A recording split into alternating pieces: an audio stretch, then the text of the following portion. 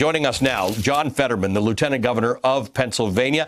Lieutenant Governor Fetterman, good to see you. Thank you for being with us. I take it you haven't heard from Lieutenant Governor Patrick of Texas. Not recently. I heard from him early on saying for me to get serious, and I'm like, hey, my dude, where's my money? And the good news I can report from Pennsylvania is that President Trump received 100% of the dead mother vote here in our Commonwealth during this last election. So we have 3 cases of voter fraud, 3 cases, despite what the president tweeted out earlier today. The only documented cases of voter fraud in Pennsylvania were these 3 cases. And my dude in Texas owes Pennsylvania a big bank. Well, so Donald Trump, I don't want to put it up because he tweets a lot of nonsense, and it was immediately countered by Twitter. But yeah, he tweeted today that more votes were cast in Pennsylvania than there are voters. He's trying every version of this possible. Obviously, you're the Lieutenant Governor of Pennsylvania. You'd know if that's the case.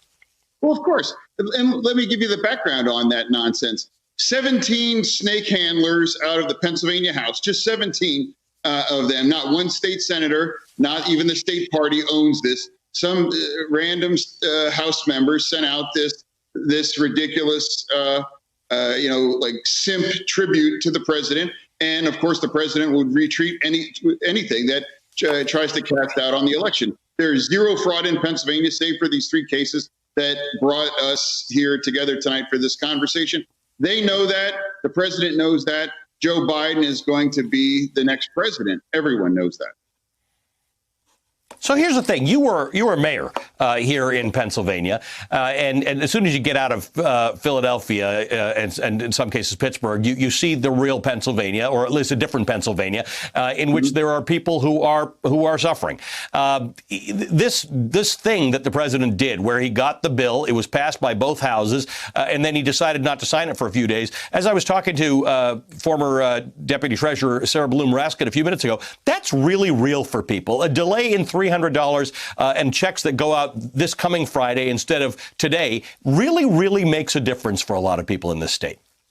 It sure does. Absolutely. One of the things that I've learned from the GOP is that simping for the president and golfing waters the tree of liberty in this country. Meanwhile, millions that are going to go without benefits in that gap now because the president delayed signing it really isn't important to him. And that's really the argument that party makes. There isn't anything that they would do or say at this point to distract the fact that the president lost this election and he is going to be leaving the White House next month, actually in 3 weeks or so. And they're going to do whatever they can to try to distract that. But it doesn't change the underlying truth.